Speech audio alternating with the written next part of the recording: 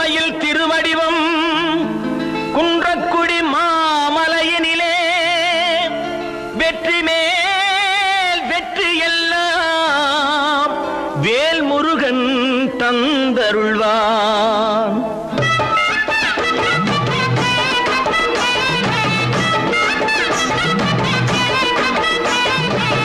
குன்றக்குடி குமரையா குறைகளை தீரையா, குன்றக்குடி குமரையா குறைகளை தீரையா.